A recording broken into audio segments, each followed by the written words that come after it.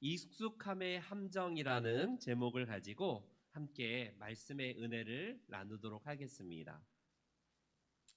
어느 글에 보니까 결혼한 그 신혼부부들은 늘 설레고 늘 좀 이렇게 가슴팀이 있기 때문에 뭐 아내나 남편이 아프다고 하면 어디가 아픈데 하면서 마치 내가 아픈 것처럼 그냥 뭐 병원에 같이 데려가거나 그런 행동을 하게 됩니다.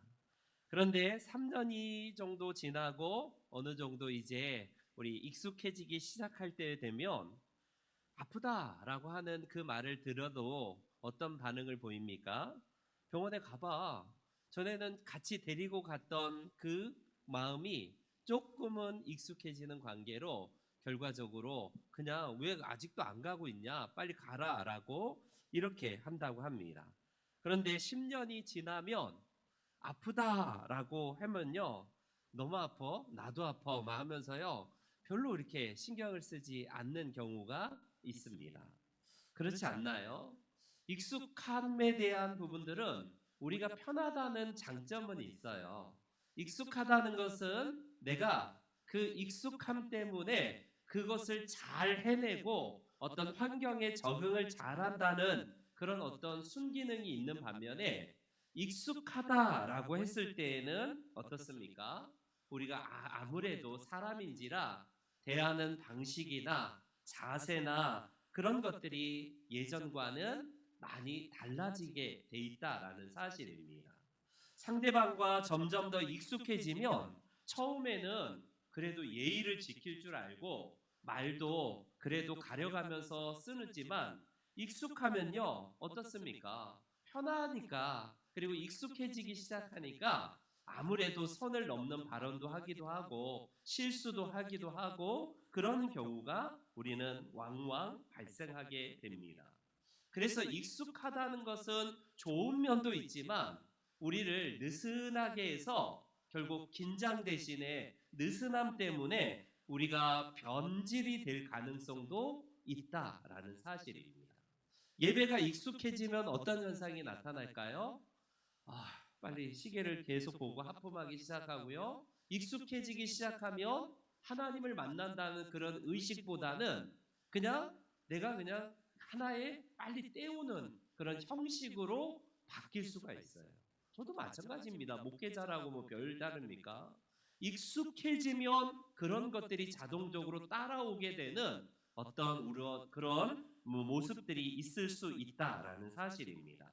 그래서 익숙하다라는 사전을 찾아보면요. 네이버 사전 뭐저 빨간색 보세요. 어떤 뭐라고 제가 요즘 눈이 안 좋아져서 어떤 뭐라고 그래요? 일을 여러 번 서두르지 않는 상태. 그 밑이 두 번째 줄 시작.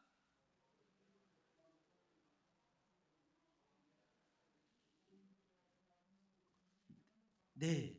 그러니까 쉽게 말하면 자주 대하고 자주 겪다 보니까 우리가 그런 처음 대하지 않은 그런 상태를 뭐 쉽게 말하면 익숙하다, 익숙함이다라고 할 수가 있을 거예요. 반면에 익숙함의 반대말은 새로움 내지는 어떤 어색함 이런 것이라고 말을 할 수가 있을 겁니다. 그래서 우리는요, 익숙한 것에 우리는 정말 좋아하지 새로운 것을 잘 도전하거나 그런 어색함 때문에 잘 견디지 못해요.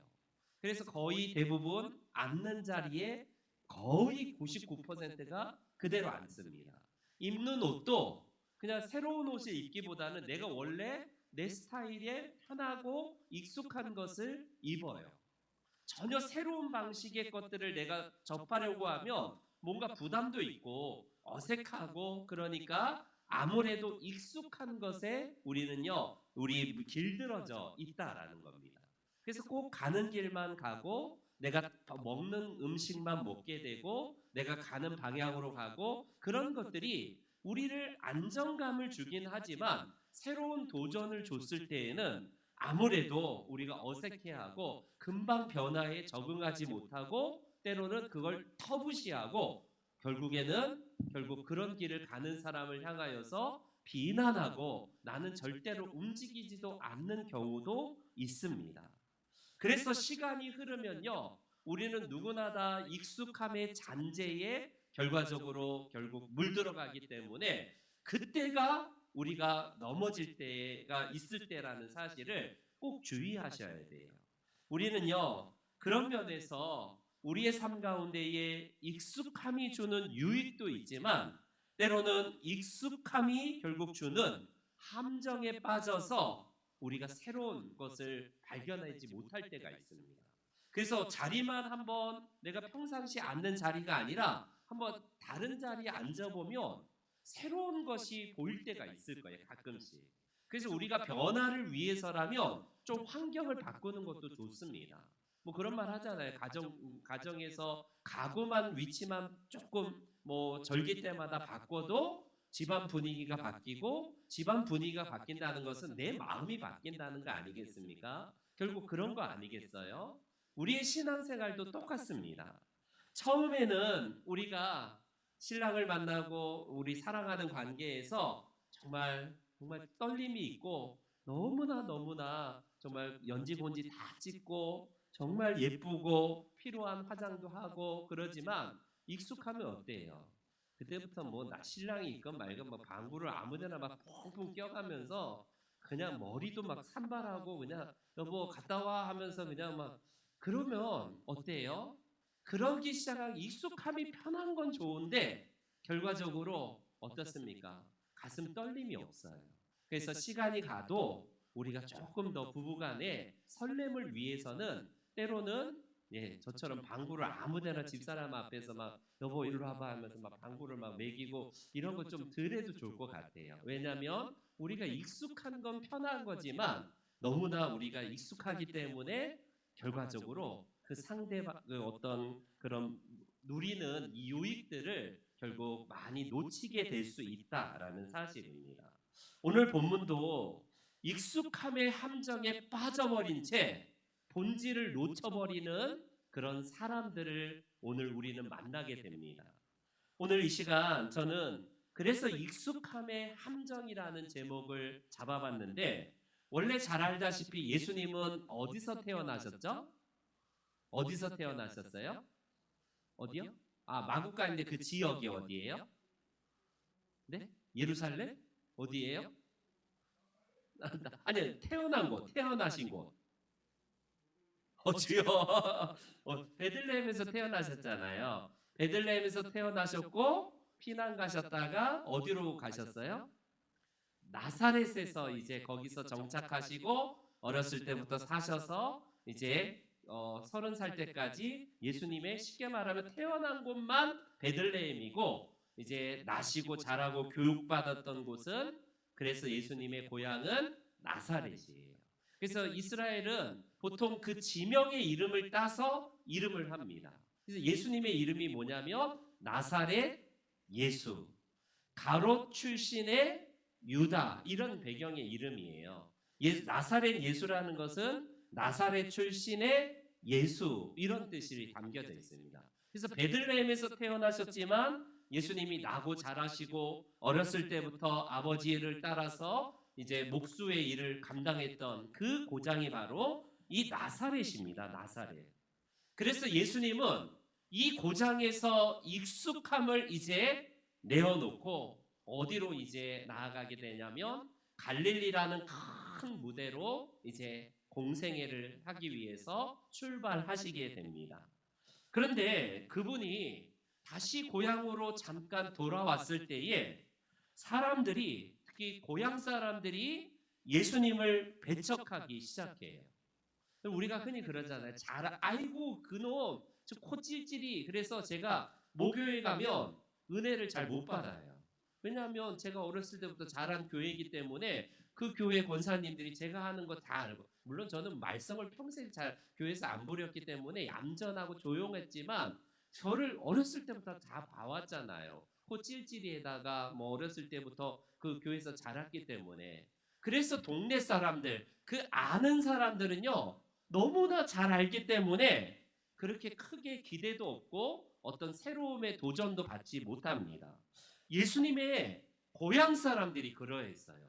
심지어 이 예수님을요 벼랑 끝에다가 밀어넣을 정도로 밀어서 죽이려고 할 정도로 위기에 있었던 곳이 어디냐면 이 나사렛이었습니다. 나사렛.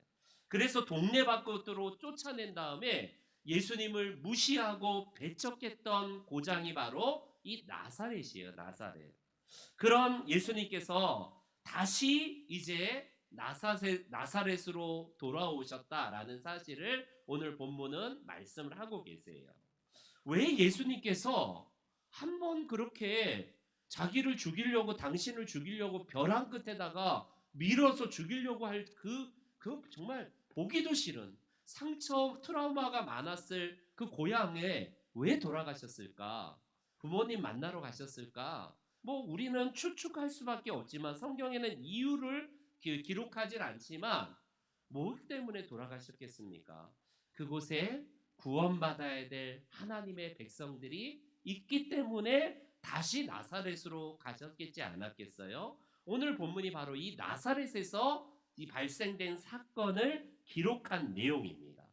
그 큰 어려움, 죽을 위기에까지 처해 있던 나사렛에 가셔서 거기서 다시 방문하셔서 안식일에 회당에서 말씀을 가르치셨던 내용이 오늘 본문의 내용이에요.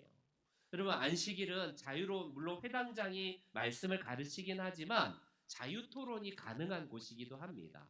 그런 곳에서 예수님께서 회당에서 딱 회당의 자리에 딱 앉으셔서 말씀을 증거하시는데 오늘 본문에 보니까 어떤 일이 일어난지 한번 보세요. 이 본문 2절입니다. 안식일이 되어 회당에서 가르치시더니 많은 사람들이 듣고 놀라 이르되 이 사람이 어디서 이런 것을 얻었느냐? 이 사람이 받은 지혜와 그 손으로 이루어지는 이런 권능이 어떻게 된 것이냐라고 깜짝 놀라합니다. 여러분 그동안 이스라엘 사람들은 많은 선지자들로부터 율법으로부터 회당장으로부터 그리고 율법 학자들로부터 얼마나 많은 말씀을 들었겠어요. 어렸을 때부터 회당 교육이고 또 여러 제도권의 교육들을 많이 들어봤는데 오늘 예수님이 가르치신 저 말씀을 들어보니까 이 사람이 도대체 이것을 어디서 얻었지? 깜짝 놀라는 반응을 보입니다. 여러분 그 중에는 어렸을 때부터 예수님을 봐왔던 동네 사람들도 많았을 것이고 그 회당에 수없이 많은 사람들이 주께서 하신 그 말씀과 권능을 보고 깜짝 놀란 거예요. 이게 바로 두 가지 때문입니다. 예수님께서 하신 말씀은 그동안 우리가 들어왔던 율법학자들의 가르침과는 전혀 새로운 가르침이다라는 사실이 단박에 느껴진 거예요. 사람들에게. 아니 우리가 그동안 익숙하게 들어왔던 이 모든 선지자와 구약의 말씀을 해석하고 풀이해 주었던 많은 사람들과 완전 이거는 다른 개념이다라고 해서 깜짝 놀란 거예요. 그래서 이 사람이 도대체 이걸 어디서 얻었지? 왜냐하면 우리가 알기에는 너무나 평범한 예수인데 목수의 아들인데 어떻게 이런 지식을 얻었지? 깜짝 놀란 겁니다. 두 번째, 그들은 말씀만 때문에 놀란 것만이 아니라 두 번째, 여러 가지 권능을 예수님께서 말씀과 더불어서 행하신 것을 보고 깜짝 놀란 거예요. 그동안 소문으로 들었겠지 않았겠습니까? 우리가 마가복음을 보았지만 귀신을 쫓아내고요. 예수님께서 각종 환자를 고치셨던 그런 것도 그들은 보았습니다. 죽은 자가 살아나는 역사, 그리고 하나님 나라를 증거하시면서 여러 이적들이 예수님을 통하여서 나타난 것을 보고 이 동네 사람들, 나사렛 사람들이요 깜짝 놀랍니다. 그런데 여러분 우리의 문제도 그렇지만 깜짝 놀란다고 우리의 마음이 바뀌는 것은 아니다라는 겁니다. 눈물을 흘리고 감정적인 반응과 동요가 일어난다고 할지라도 놀랍게도 사람은요 안 바뀔 때가 더 많아요. 이게 참 신비죠. 이게 문제예요. 그들이 놀랐다라고 오늘 본문은 말씀을 하지만 그들이 듣고 놀랐다. 이거는 그냥 조용히 놀란 게 아니라 너무 놀란 것을 표현하는 그런 헬라어입니다. 그런데 놀라운 그 말씀을 듣고 예수님의 이적을 보았지만 그들은요, 예수님을 더 이상 믿지 않아요. 어떻게 이런 일이 일어날 수 있을까요? 우리는요, 차라리 아유 무슨 말씀이 저래 하면서 반박해서 예수님을 안 믿는다면 이해나 가죠. 근데 이 나사렛 사람들은 그동안 듣도 보지도 못한 이 말씀을 듣고 깜짝 놀랐다라고 하지만 더 이상 거기까지. 예수님을 메시아로 받아들이거나 그분 앞에 어떻게 하면 내가 구원을 받아야 됩니까? 라고 엎드려서 예수님께 그 다음을 물어보는 사람이 아무도 없어요. 예수님이 권능을 보이시고 말씀을 증거하셨음에도 불구하고 예수 그리스도 앞에 내 죄를 사함을 주님 앞에 토로하면서 주님께 구원을 요청하는 사람이 아무도 나타나지 않았다는 사실입니다. 왜 그럴까요? 그 이유가 도대체 뭘까?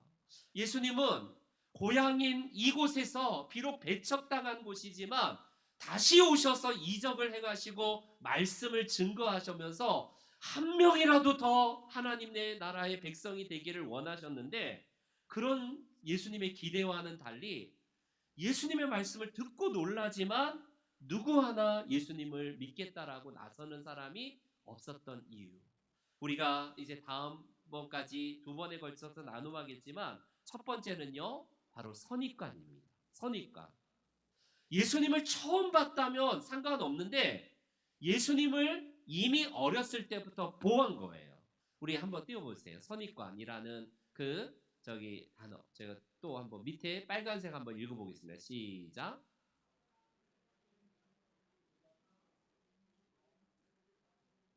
고정적인 관념이나 관점. 이미 저 사람 내가 알아. 이미 고정관념이 돼 있는 거야. 천 목사 알아 내가 하면서 내가 이미 가지고 있는 그 사람에 대한 고정적인 관점이나 어떤 사물이나 이런 것들에 대한 관점을 말합니다. 세계관을 말해요. 이게 바로 우리가 선입관이라는 이런 말을 씁니다. 그래서 선입관이 먼저 개입이 되면 진리를 보기보다는 내 선입관으로 진리를 해석해 버려요. 이게 문제입니다. 그래서 모든 사람들이 정치를 보면서 이 사람의 해석이 다르고 이 사람의 해석이 다른 이유가 뭐냐면 이미 선입관을 가지고 있기 때문에 그래요. 내가 어떤 정치색을 가지느냐에 따라서 전혀 반대 해석이 나오는 이유가 거기에 있어요. 객관적으로 나는 본다. 그런 사람은 아무도 없어요. 왜? 고정관념, 즉 선입견이 개입되어 있기 때문에 그렇습니다. 예수님을 어떻게 그들은 보냐면 선입관, 이 선입견을 이미 가지고 있는 거예요. 그런데 예수님은 공생의 사역을 이제 시작하면서 예수님의 말씀이 이제 주변에 떠돌기 시작하고 예수님의 사역이 시작됐는데 고정관념은 뭐냐면 어렸을 때부터 봐왔던 그 관점이거든요. 근데 우리가 누군가를 향하여서 고정관념을 갖는다는 것은요, 참 위험해요. 세월이 가면서 사람은 다 서서히 변화가 됐든지 나쁜 방향으로 변질이 됐든지 여러분 다 바뀌어요. 5년이 지나고 10년이 지나면 우리의 여러 가지 것들이 다 바뀝니다. 연력학 법칙에 따라서 우리는요 세월의 흐름에 따라서 점점 더 나이가 들어가며 몸의 체형도 바뀌고 여러 가지 것들이 바뀌어요. 모든 살아있는 사람들은요 서서히 변화가 다 진행이 되는데 10년 전과 다르고 5년 전과 다르고 1년 전과 다른 나를 내가 그 사람 잘 알아 라고 하면서 우리가 그렇게 재단하거나 평가한다면요 우리는요 우리가 가진 선입견, 선입관으로 결과적으로 고정시켜 버리기 때문에 우리가 이거를 정말 힘든 관점이라고 할 수 있습니다.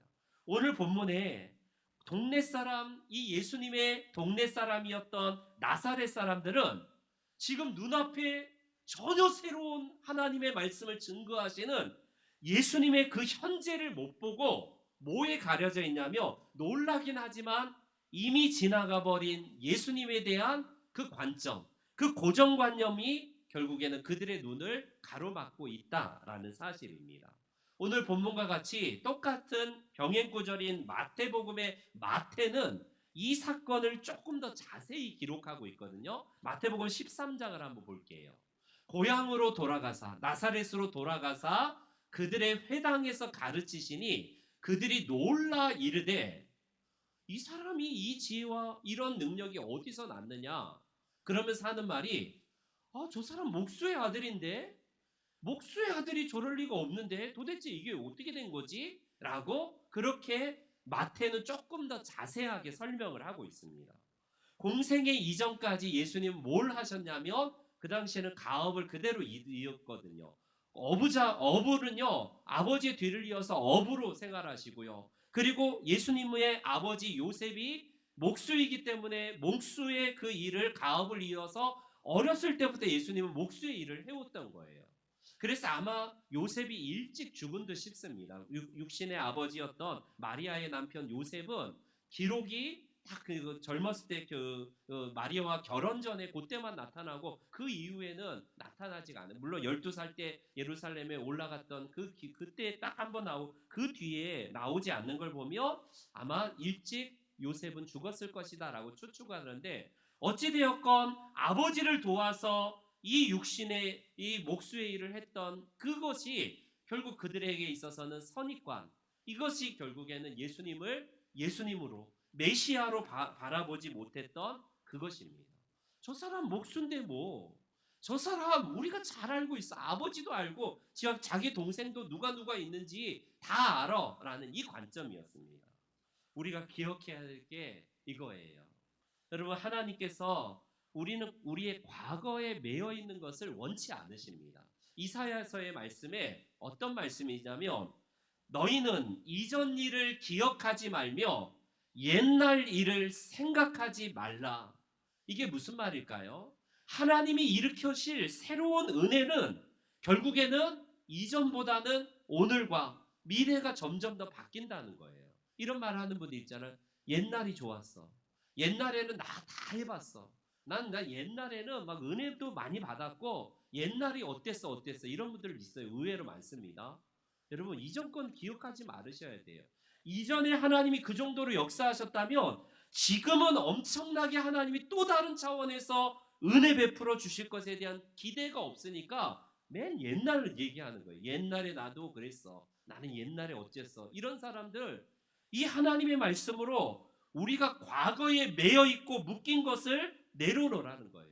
과거에 집착하고 거기에 돌아가려는 자세, 이거는 하나님이 원하시는 게 아니라는 겁니다. 그래서 이미 지나간 과거에 너무 얽매이다 보면 새 출발을 할 수도 없고요. 새로운 은혜를 우리가 부여받을 수도 없고 사람이 불행해집니다. 우리가 과거라는 망상에 여전히 사로잡혀서 아이고 저 인간하고 결혼하지 말고 차라리 내가 좋아했던 그 미숙이랑 결혼할 걸, 순자랑 결혼할 걸, 뭐 이런 생각하시는 분들이 있을 거예요. 여러분 과거에 그때 껄껄껄 하면서 과거로 돌아가면 어떡할 거예요? 그때 내가 돈 벌 기회가 있었는데 그때 그렇게 했어야 될 걸, 그때 하면 되는데 왜 지금 와서 그런 말 하냐고요. 과거는 더 이상 과거입니다.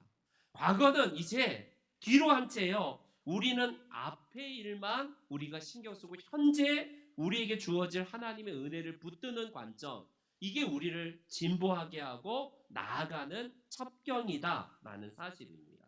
이 시간에 우리가 미움이라는 그 과거, 그 사람이란 미워하는 그 감정을 끌어다가 현재까지 가져오지는 않나요? 과거에 만났던 애인이라는 그 과거, 그리고 실수와 실패라는 그 쓰디쓴 그 과거 어떻습니까? 시간을 낭비하게 하는 그 과거들 우리들 앞에 너무 많아요. 그때 내가 여러분 후회해도 소용가 없어요. 과거는 그냥 뒤로 묶어버리십시오. 뒤로 그냥 보내버리세요.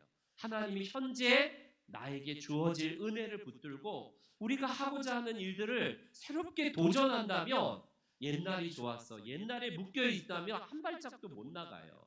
우리에게 하나님은 새로운 물결을 일으키셔서 부흥의 파도를 일으키셔서 거기에 우리가 헌신하고 우리 자신을 던지는 자세가 중요하지, 이미 버스 지나간 다음에 버스 막 흔들면 어떻게 하겠습니까? 아무 소용이 없다는 겁니다.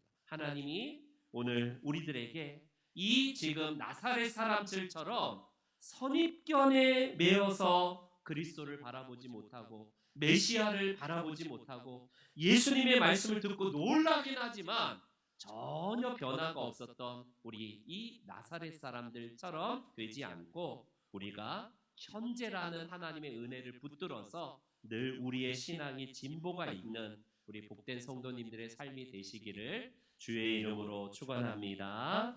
아멘.